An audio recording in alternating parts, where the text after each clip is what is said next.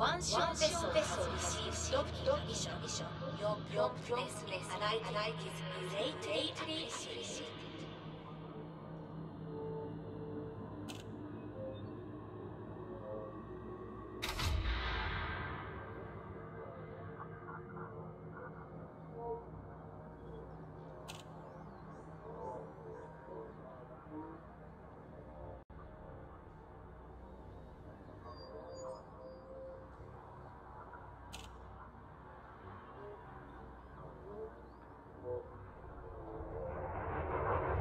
Imperial facilities are dedicated to provide safe and peaceful environment. Our security agents stands ready to maintain report.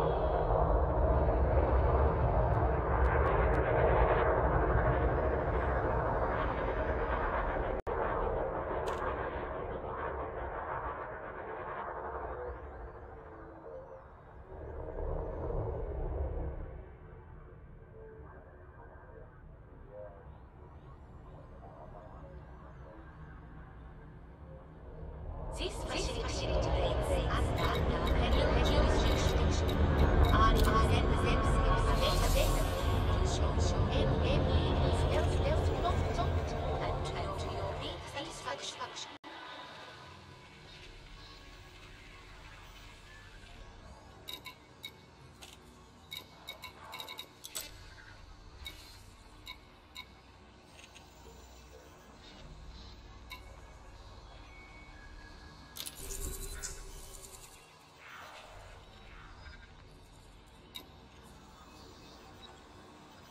Pilots expect us to align their own docking and avoid structure access to other docking elements.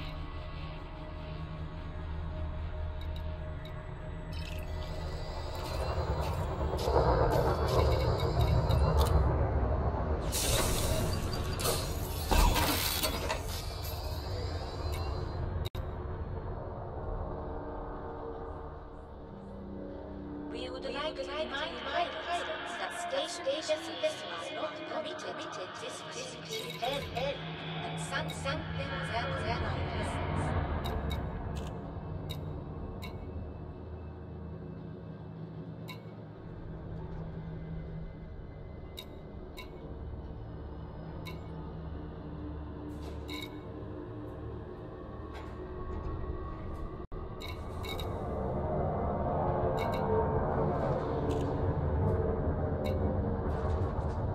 Pilots expect flight to train from the docking without authorization.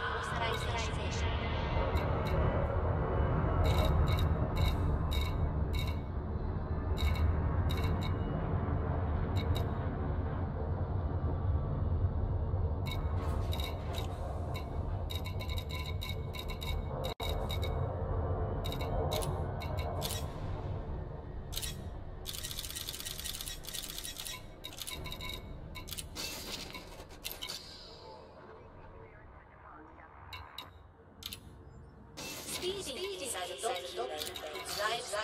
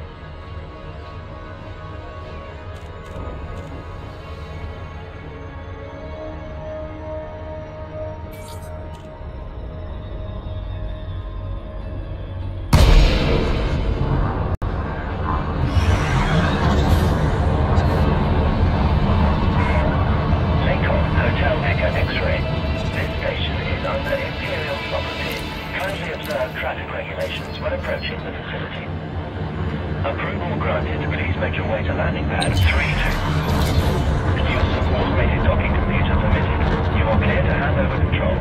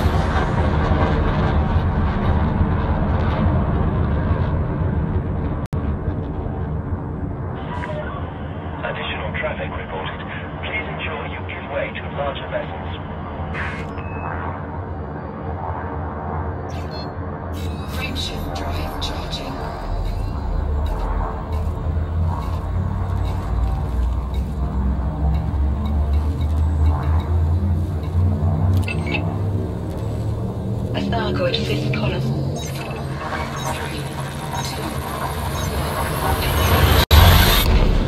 Amid growing public mistrust of a fringe sect that worships the Thargoids, a report suggests that the group's members may be undercover Thargoid agents. Independent journalist Flintfire Kalafos shared his views via the Rewired newsfeed. I'm sure you're all just as creeped out as I am by those hooded monks and their stinking hive chapels. Granted, being creepy isn't a crime, and I'm as live and let live as the next man. But isn't it strange that this cult is rising just as the Thargoids return in force? The idea of humans working on behalf of aliens might sound crazy, but think about it. All those escape pods captured by frameshift drive charging. Thargoid ships, what did they want them for? After a bit of brainwashing, they'd make perfect spies, sent back to infiltrate humanity using this religion as a cover. What scares me is that these freaks don't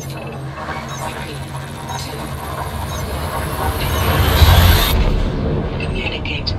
They just lurk in the dark, waiting. Why are they so mysterious? What's going on in those chapels? For all we know, they're seeding our planets with barnacles and eggs, right under our noses. Leading exotheologian Dr. Alfred Alyanov responded with this comment: I can categorically answer one point. The reason the Thargoid worshippers are not interested in communicating is that, from their point of view, we will all be dead soon. As for the rest of this speculation, nothing in my studies has caused me to suspect this group to be a threat, despite its unsettling beliefs. Major victories against the League of Reparation. A series of successful operations against the League of Reparation has led to much of the terrorist group being dismantled. Captain Liam Sutonia, a member of the Tri-Superpower Task Force investigating the League, released this statement. Over the last few days, Senior Agent Ramirez and I have led multiple raids against the League of Reparation. We interdicted several of their ships and located many outposts concealed within Imperial and Federal systems. The key to these victories was the decryption of their communications network. Despite meeting fierce resistance, our security forces arrested or eliminated dozens of League members.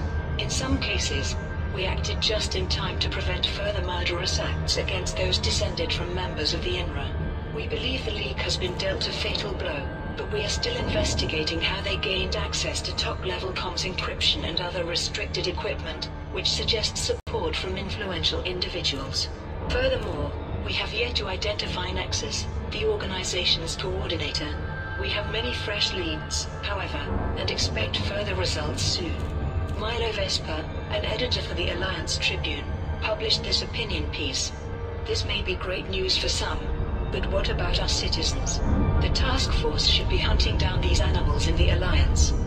We know they're here, what with Admiral Buchanan at Lathe and the trap they set for Chief Inspector Kilbride, whose bravery we will never forget.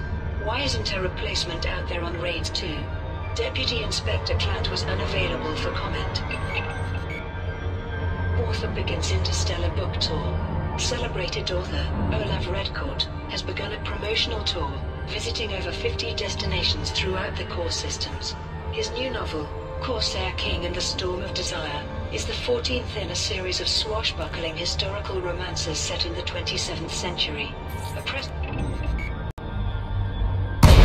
release from Bone Spire Publishing stated, after many months of waiting, the next book in Olav Redcourt. Lakon, Hotel Echo X-Ray. This is the Imperial Flight Operations Bureau. Please follow established docking procedures. Spell's Pounding series is at last You are on clear to sale. set down To on mount the landing occasion, The use of automated docking computer permitted. You are clear to hand over control. organized an epic tour so that loyal readers can meet the creator of the Corsair King, Lady Lastday, Roughkiss, and all their other favorite characters. The tour will begin in the Blatrum system and conclude 2 months later in Procyon. As with all releases from Bone Spire Publishing, readers will be able to customize the holo novel to enhance their reading pleasure. Our easy-to-use controls allow the reader to revise narrative structure, vocabulary and characterization, and the plotline will have multiple option points, enabling you to determine an ending that meets your tastes. Scan detected. An independent reporter approached Mr. Redcourt as he was boarding a passenger liner, but was only able to record a few short statements. These included, bound to cross space like a damn human pinball, and nothing but meat for the sausage factory. The author's agent, Margot Hist, told the media. I didn't pay much attention to that. Olaf was probably just thinking aloud and developing a new character. Week in review. Here are this week's major stories. Chief Inspector K. Kilbride has been murdered by terrorist organization the League of Reparation. Landing complete. Systems offline. Enjoy your stay, Commander. Your comfort is our top priority.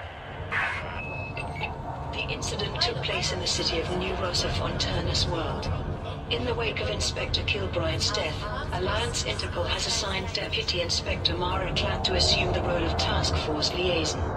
There has been a range of reactions to news that Princess Aisling Duval and Federal Ambassador Jordan Rochester are to marry. A congratulatory message was sent from the Imperial Palace, but there was no comment from Emperor Arissa Lavigny Duval. Senator Zemina Torval was frank in her disapproval, while Senator Caspian Leopold, who was rumored to be courting Aisling Duval, was more supportive. Aegis has announced that it will allow technology brokers to reduce their requirements for items, in order to increase overall combat effectiveness against the Thargoids. A spokesperson for Aegis said the galactic community had worked hard to oppose the Thargoids, and that Aegis would therefore make it easier for independent pilots to obtain advanced weaponry and hardware. Meanwhile, an emergency report from Aegis has confirmed that the Thargoids have launched a large-scale assault on the Degiat system. The organization has called on all members of the galactic community for assistance in defending the system, which is home to the Garry Terminal Starport. A fringe religion that worships the Thargoids has become the target of hostility, with large numbers of civilian protesters reacting angrily to the sect's openly pro-Thargoid stance. Authorities have responded with assurances that the sect's members are harmless, and that criminal acts against them may result in prosecution. In other news, scientists in Colonia have announced plans to build an outpost to monitor the region's population and resources. Professor Alexei de la Vega, who is heading the project, said the proposed outpost would focus on ensuring that the ever-expanding region would have sufficient resources in the long term. Finally, an operation to support construction of an Aegis military facility in the Pleiades Nebula has reached a successful conclusion. Hundreds of pilots supported the initiative by delivering mined resources to the Oracle, and by protecting traders in the system. And those are the main stories this week. Thargoid worshipping cult garners hostility. Public reaction to a fringe religion that worships the Thargoids is one of mistrust and hostility, according to security reports. The nameless cult believes in the coming of the so-called Far God, and the subsequent extinction of all humanity bar themselves. Their hive chapels, inspired by Thargoid design, have sprung up on several independent worlds.